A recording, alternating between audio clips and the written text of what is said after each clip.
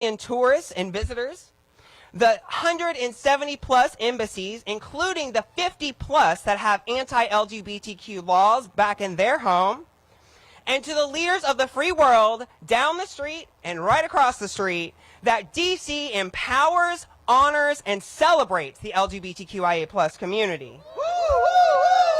Yes, we have much more work to do, especially nationally, but today I'm proud to stand with you and to confidently state that DC is the District of Pride. So now I want to introduce our Attorney General, Brian Schwab, for his remarks. Thank you so much, everyone. Happy Pride, and we'll see you all month long.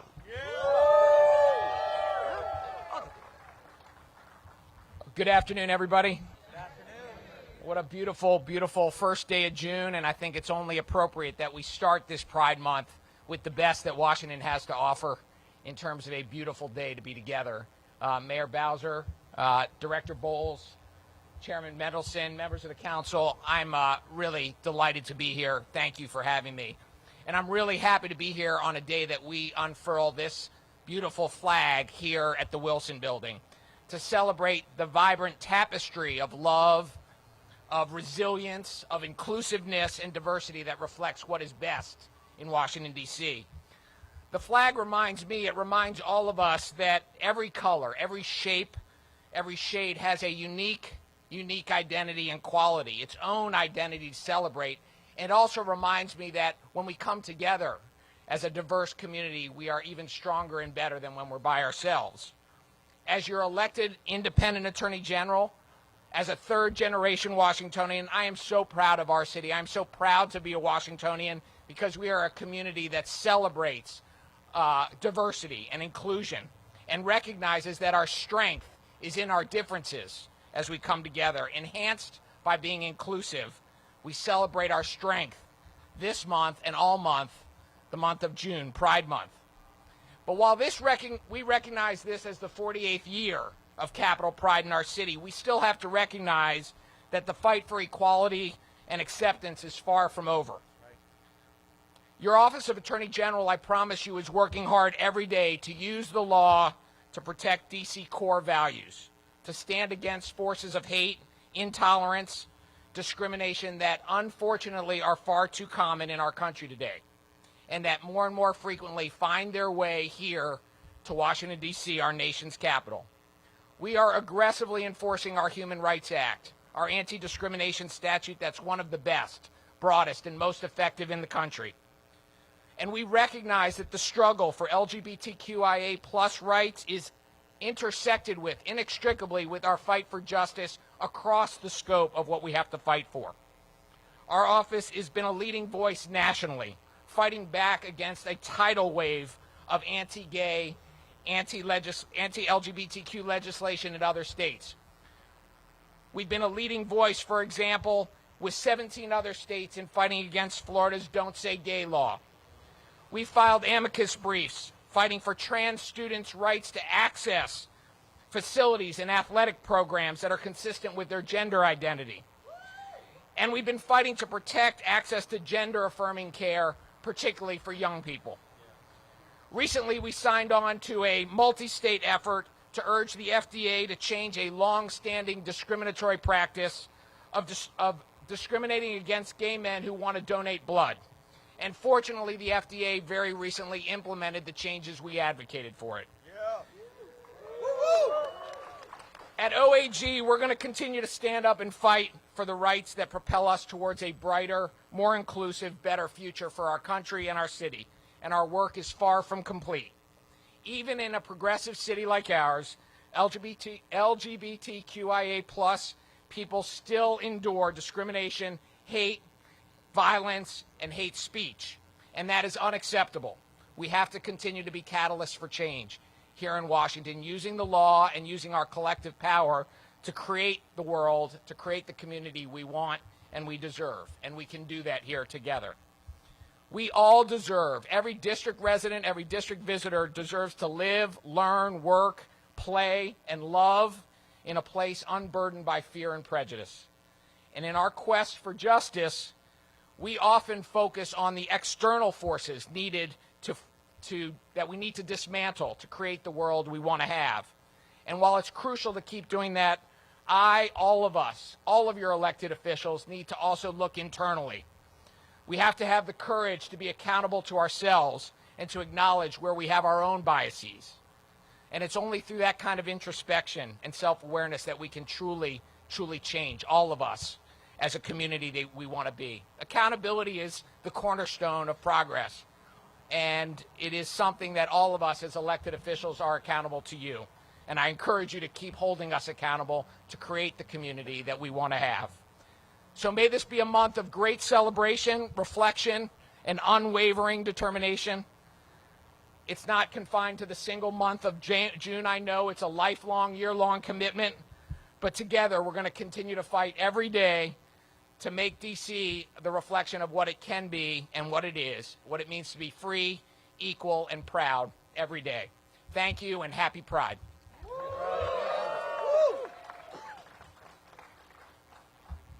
Thank you, Mr. Attorney General. And now I am proud to introduce the chairman of the D.C. Council. The council's been kind of busy this week approving a balanced budget for Washington, D.C. And so let me congratulate them on their work and introduce Chairman Mendelson.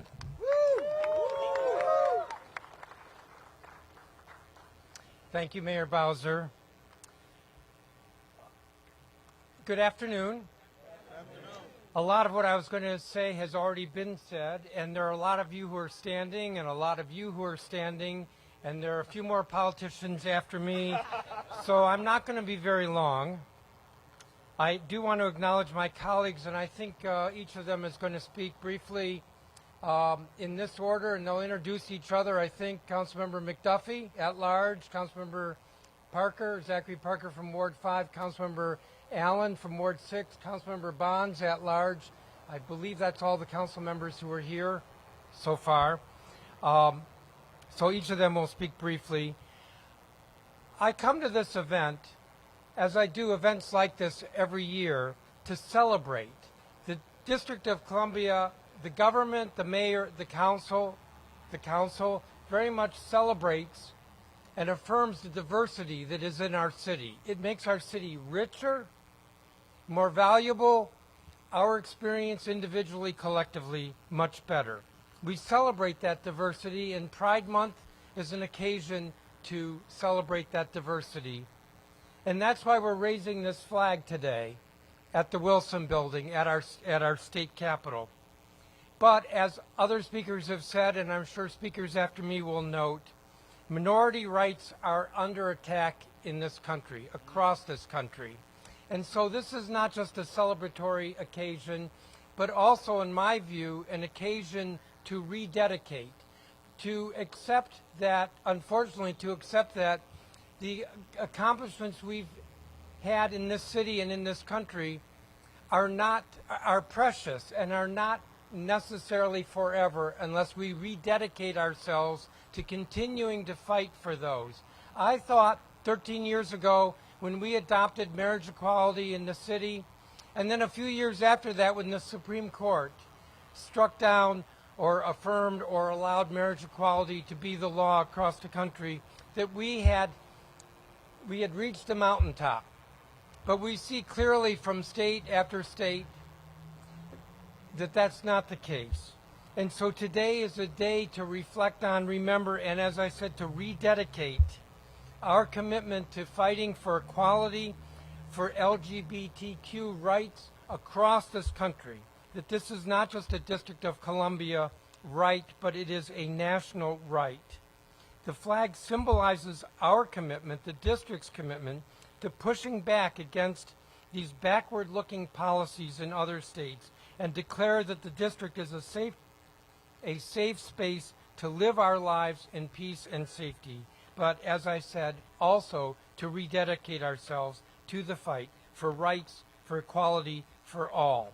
And with that, let me introduce my colleague, Kenya McDuffie, the Chair Pro Tem. Thank you, Chairman Mendelson. Happy Pride! Oh, I'm so delighted to be here with you all to celebrate, Japer, this historic moment of raising this flag. This is indeed a symbol, but it is a powerful symbol about what the District of Columbia values. You often hear Mayor Bowser talk about DC values. And this flag is going to help demonstrate and represent exactly what we mean when we talk about DC values. In case people don't know, all those 19 million visitors that come across the District of Columbia throughout the course of the year have the opportunity to learn something. And this month, they're going to learn that DC stands for love, DC stands for fairness, DC stands for justice, DC stands for inclusion. But there's still some places around this country where they are not so kind to members of the LGBTQIA plus community. In fact, there are places where they're banning books that talk about that rich community, that culture, the people. You know, I have one simple message for all those folks who live in those places. DC is open and we welcome you here.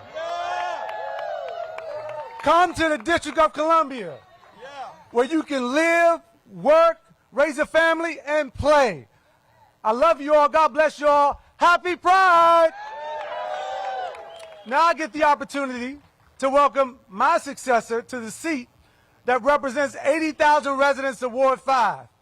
And if you all know his name, it's the best ward in the entire District of Columbia.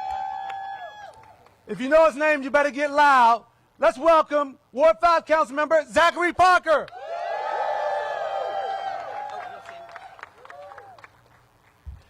Good afternoon, D.C. Good afternoon, D.C. It is great to have all three branches of our government represented to mark this occasion, which just represents how significant this symbol, as has been discussed, is for our city. I'm going to be brief to prove the chairman wrong, but I do want to take this moment to recognize Mayor Bowser and thank you for your tireless leadership. Attorney General Schwab, thank you for being here, and my colleagues on the council led by Chairman Mendelson. Today we remember that Pride celebrates the ongoing representation of our community, and it originated in the 60s as a protest against brutality on our community from government officials, namely the police. In the 60s, Pride Month started as trans women, notably led by black trans women, pushed back and spoke out. While we enjoy the freedom of raising this flag without fear or of such backlash today, may we never forget the origins of this month and the courageous resistance that the LGBTQIA plus community has always displayed. At a time, as has been mentioned, when our country is facing alarming introductions of anti-LGBTQIA plus legislation, putting our trans neighbors in danger, making LGBTQIA plus youth fearful and isolated, and attempting to set us back, DC is making it clear that we are home for everyone, regardless of who you love or how you identify. We raise this flag as a city to make it clear where we stand. You, young gay man, are welcome here. You, trans student, are welcome here. You, queer senior resident, are welcome here. This flag says we are here for you and we are with you. DC is the gayest city in the world, as our mayor likes to say. I'm still in that one. And I am excited for us to host World Pride in 2025 and to showcase our continued leadership on LGBTQIA plus issues. Finally, I look forward to working with my colleagues to establish the Black Queer History Commission that I was proud to introduce just this month as we work to preserve the history of black queer people and all queer people in the District of Columbia.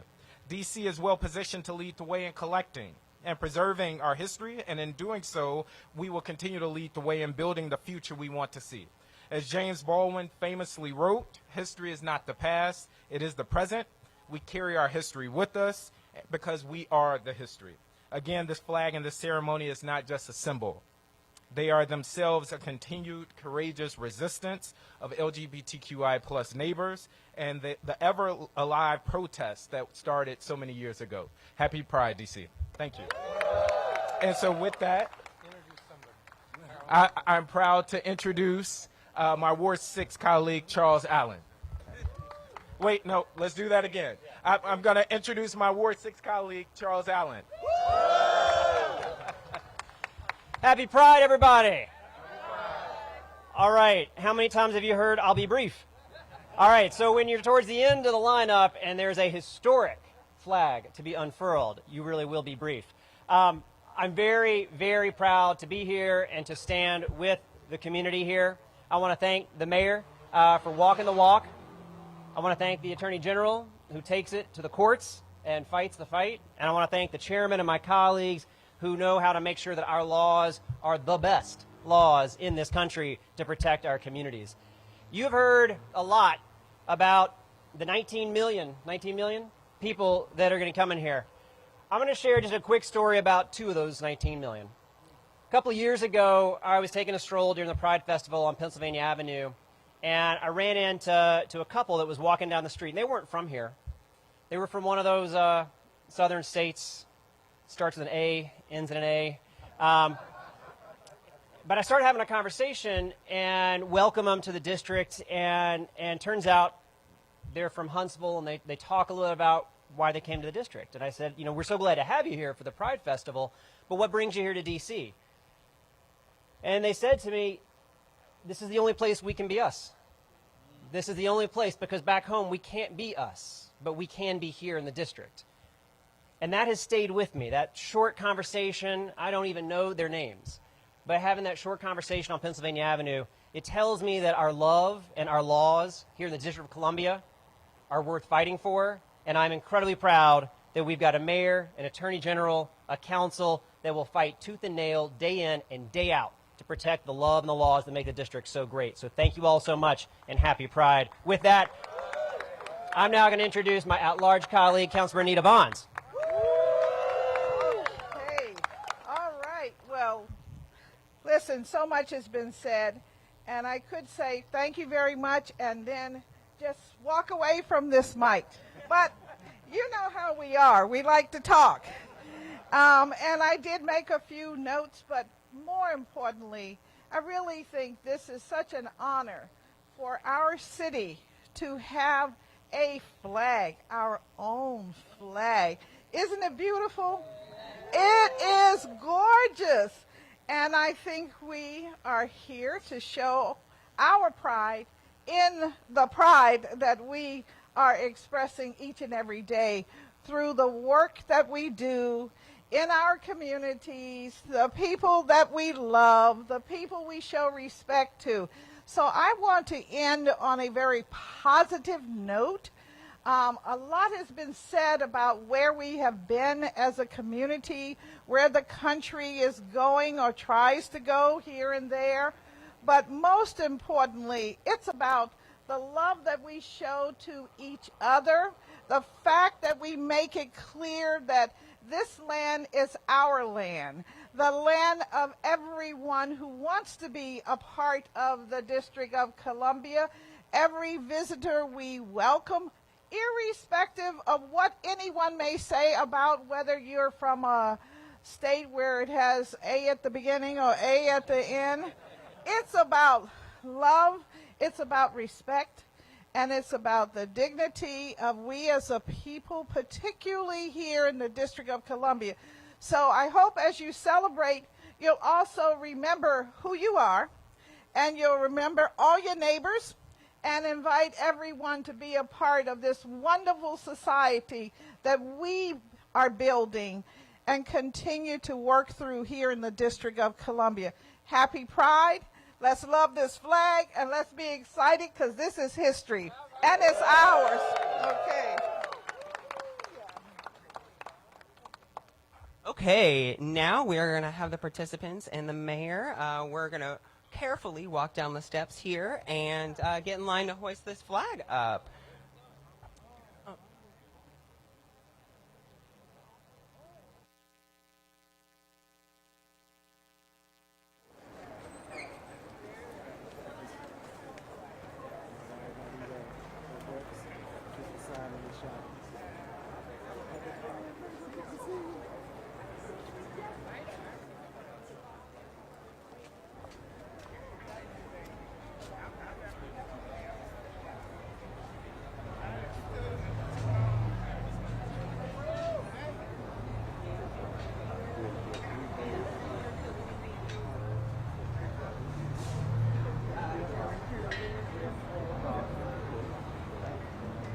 Exactly.